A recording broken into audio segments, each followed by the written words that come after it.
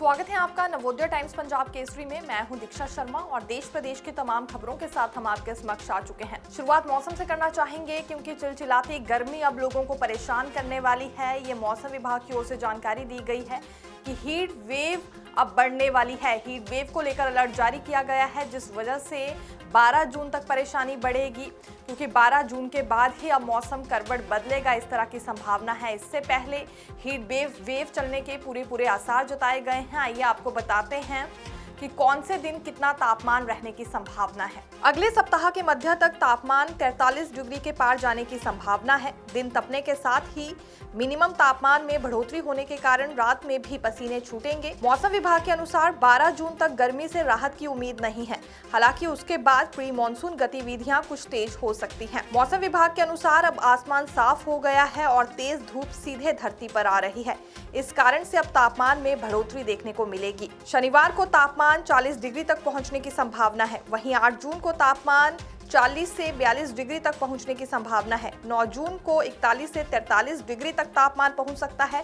10 और 11 जून को 44 डिग्री तक तापमान पहुंच सकता है और 12 जून को 43 डिग्री तक पहुंचने की संभावना है। इसके बाद मौसम में जरूर बदलाव हो सकता है। लगातार कोरोना के एक्टिव केसेस की संख्या बढ़ती जा रही है। 20 दिन में 5,500 से ऊपर ये एक्टिव केसेस जा पहुंचे हैं और सबसे ज्यादा केरल में एक्टिव केसेस सामने आ रहे हैं। हालांकि इसी बीच तकरीबन 55 लोगों की मौत हो चुकी है।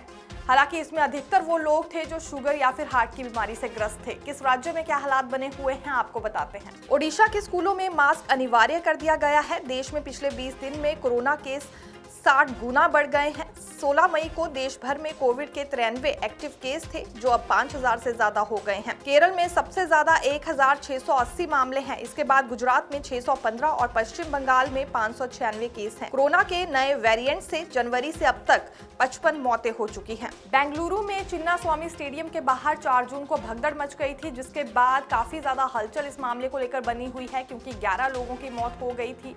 लेकिन बड़ी खबर ये आ रही है कि विराट कोहली के खिलाफ भी शिकायत पुलिस थाना में दर्ज करवाई गई है। ये सोशल एक्टिविस्ट HM वेंकटेश बताए जा रहे हैं, जिन्होंने पूरे हादसे के लिए विराट कोहली को जिम्मेदार ठहराया है। आइए जानते हैं इनका क्या कुछ कहना है, क्योंकि पूरे मामले में अभी तक 4 गिरफ्तारियां हो चुकी हैं अफसरों की। इसके साथ ही साथ क्रिकेट एसोसिएशन को गिरफ्तारी से राहत दी गई है कोर्ट की ओर से, क्योंकि क्रिकेट एसोसिएशन ने ये कहकर अपना पल्ला झाड़ दिया है कि इवेंट मैनेजमेंट कंपनी की ओर से ही ये लापरवाही बरती गई है। इसमें क्रिकेट एसोसिएशन की कोई गलती नहीं है और पूरे मामले में आयोग गठित किया गया है और जांच करने के बाद संबंधित सरकार को आयोग की ओर से रिपोर्ट सौंपी जाएगी। क्रिकेटर विराट कोहली के खिलाफ कब्बन पार्क पुलिस स्टेशन में शिकायत की गई है। सोशल एक्टिविस्ट HM वेंकटेश ने अपनी कंप्लेन में कोहली को हादसे के लिए जिम्मेदार ठहराया। अभी कोहली के खिलाफ FIR दर्ज नहीं की गई है। RCB और इवेंट मैनेजमेंट कंपनी के 4 अधिकारियों को जरूर गिरफ्तार कर लिया गया है। इनमें RCB के मार्केटिंग हेड निखिल सोशेले शामिल है। उन पर विक्ट्री परेड और सेरेमनी के फ्री पास देने से जुड़ा पोस्ट करने का आरोप है। उधर हाईकोर्ट ने कर्नाटक स्टेट क्रिकेट एसोसिएशन के अधिकारियों को 16 जून तक गिरफ्तारी से राहत दी है, क्योंकि इस पूरे मामले में क्रिकेट एसोसिएशन का यही कहना है कि इवेंट मैनेजमेंट कंपनी की ही पूरी गलती है।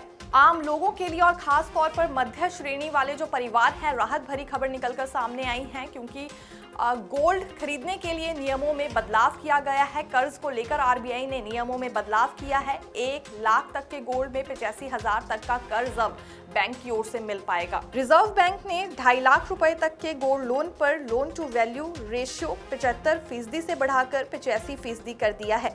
यानी अब 1 लाख रुपए के गोल्ड वैल्यू पर 85,000 रुपए तक लोन मिल सकेगा। पहले यह लिमिट 75,000 रुपए थी। RBI के नए फैसले से गोल्ड लोन देने वाली कंपनी मुथूट फाइनेंस के शेयर में 7% की तेजी रही। शेयर 2,455 रुपए के स्तर पर बंद हुआ है। इसके अलावा मनपुरम फाइनेंस का शेयर 5.74% बढ़कर 248 रुपए तक पहुंच गया। विपक्ष के नेता राहुल गांधी पिछले कल बिहार गए थे। राजगीर में इन्होंने जनता को संबोधित करते हुए कहा कि मोदी ने सरेंडर कर दिया। 11 बार अभी तक ट्रंप ये सार्वजनिक तौर पर कह चुके हैं कि उन्होंने मोदी से सरेंडर करवाया है, लेकिन उसके बावजूद भी देश के प्रधानमंत्री चुप है, इस बात का जवाब नहीं दे रहे हैं। यहां से स्पष्ट होता है कि सच में सरेंडर मोदी ने किया है, इस तरह का आरोप राहुल गांधी ने लगाया है। ट्रंप साहब ने 11 बार बोला है, 11 बार कि मैंने नरेंद्र मोदी को सरेंडर करवा दिया। 11 बार बोला है पब्लिक में। नरेंद्र मोदी जी चू नहीं कर पा रहे हैं। नरेंद्र मोदी ये नहीं बोल पा रहे हैं कि ये जो ट्रंप है ये झूठ बोल रहा है, क्योंकि वो सच्चाई है। और मुझे मालूम था कि जिस दिन हमने थोड़ा सा दबाव डाल दिया उस दिन एकदम सरेंडर कर जाएंगे। साथ ही साथ महिलाओं के साथ भी इन्होंने बिहार में संवाद किया, महिलाओं के साथ जमीन पर बैठकर उनकी समस्याएं सुनी और ये भी कहा कि आज के दौर में हम चाहते हैं कि महिलाएं ही बढ़ चढ़कर आगे बढ़े, लेकिन सरकार और ब्यूरोक्रेसी में हालात देख लीजिए महिलाओं की क्या स्थिति है। और मैं वैशाली जिला से पातेपुर प्रखंड से हूँ, JVSS से। मनरेगा में 2015 से मैं काम करती हूँ। सबसे कितने दिन काम करती हैं साल में? साल में हम लोग को बहुत संघर्ष करने के बाद लगभग 15 से 20 दिन के काम मिलता है। देखते रहिए नवोदय टाइम्स पंजाब केसरी। मैं दीक्षा शर्मा।